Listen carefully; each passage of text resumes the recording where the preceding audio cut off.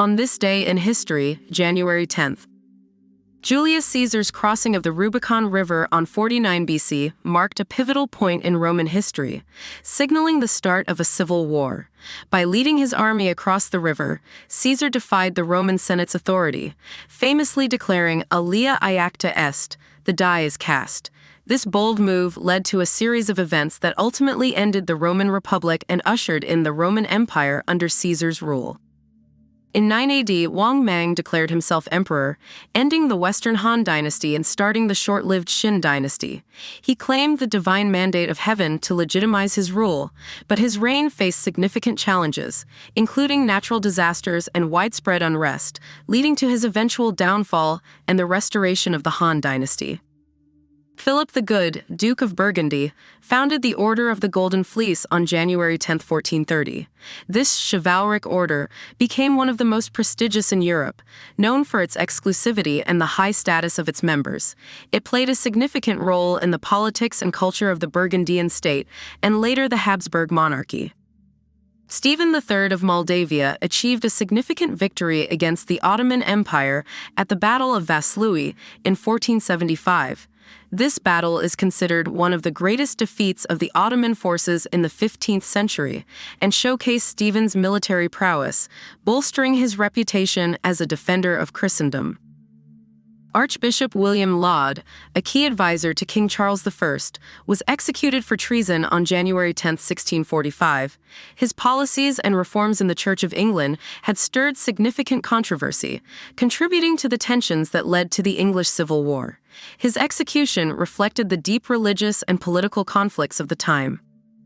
On January 10, 1776, Thomas Paine anonymously published his pamphlet Common Sense, which powerfully argued for American independence from British rule. The pamphlet sold over 500,000 copies within a few months, significantly influencing public opinion and the course of the American Revolution. The siege of Dunlap Station began on January 10, 1791, near Cincinnati during the Northwest Indian War. Native American forces attacked the settlement, leading to a tense standoff. The event highlighted the ongoing conflicts between American settlers and Native American tribes during the westward expansion of the United States. On January 10, 1861, Florida became the third state to secede from the Union, joining the Confederacy in the events leading up to the American Civil War. This secession was part of the broader movement of Southern states that ultimately led to the outbreak of war. The world's first underground passenger railway, the Metropolitan Railway, opened in London on January 10, 1863. It ran between Paddington and Farringdon Street, marking the beginning of the extensive London Underground system and revolutionizing urban transportation. John D. Rockefeller incorporated Standard Oil on January 10, 1870. The company grew to dominate the oil industry and became one of the world's first and largest multinational corporations. Its practices led to significant developments in business and antitrust laws in the United States. The Plan of Tuxtepec was proclaimed in 1876, leading to the overthrow of Mexican President Sebastián Lerdo de Tejada.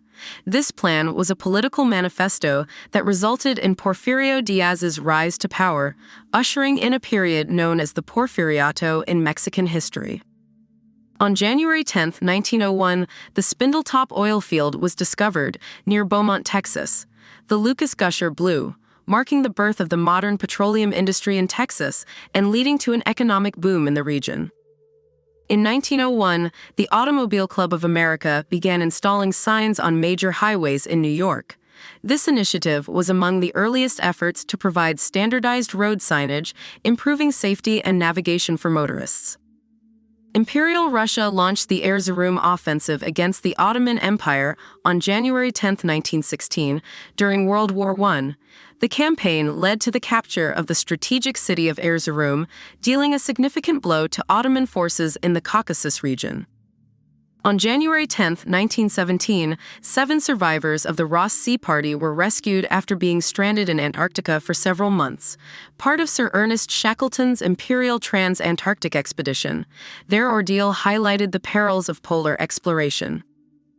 The Treaty of Versailles took effect on January 10, 1920, officially ending World War I for all combatant nations except the United States. On the same day, the League of Nations Covenant entered into force, establishing the League of Nations as an international organization aimed at maintaining peace. Fritz Lang's Metropolis, a groundbreaking science fiction film, was released in Germany on January 10, 1927. Known for its innovative special effects and visionary portrayal of a dystopian future, the film remains a landmark in cinematic history. Themes of class struggle and technological advancement continue to resonate. During World War II, the Greek army captured Clysora from Axis forces on January 10, 1941. This victory marked a significant moment in the Greco-Italian War, as Greece mounted a successful defense against Italy's invasion, showcasing its resilience despite being outnumbered. The inaugural meeting of the United Nations General Assembly took place on January 10, 1946, at Methodist Central Hall in London. Representatives from 51 nations gathered, signaling a global commitment to maintaining peace and cooperation after the devastation of World War II.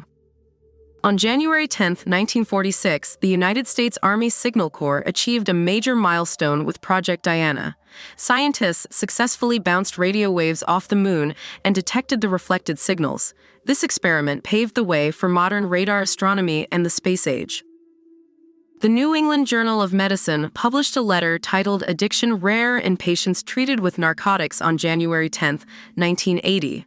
Although initially focused on specific short-term use, the letter was later misinterpreted to downplay the risks of opioid addiction, contributing to the opioid crisis decades later.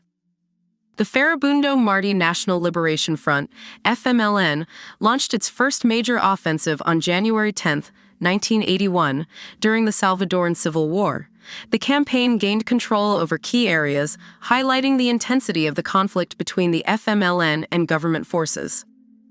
After a 117-year hiatus, the United States and the Vatican resumed full diplomatic relations on January 10, 1984. This decision overturned an 1867 congressional ban, reflecting a shift in U.S. foreign policy and its recognition of the Vatican's global influence. On January 10, 1985, Daniel Ortega assumed the presidency of Nicaragua, pledging to advance socialist reforms and align with the Soviet Union and Cuba. His tenure deepened tensions with the United States, which supported Contra rebels opposing the Sandinista government. The merger of Time Inc. and Warner Communications on January 10, 1990, created Time Warner, one of the world's largest media conglomerates. This merger marked a transformative moment in the media industry, consolidating significant publishing, film, and entertainment assets. Jamie Kloss, a 13-year-old girl from Wisconsin, was discovered alive on January 10, 2019, after being kidnapped 88 days earlier. Her parents were murdered during her abduction, and her survival and escape captivated the nation, highlighting issues of child safety and resilience.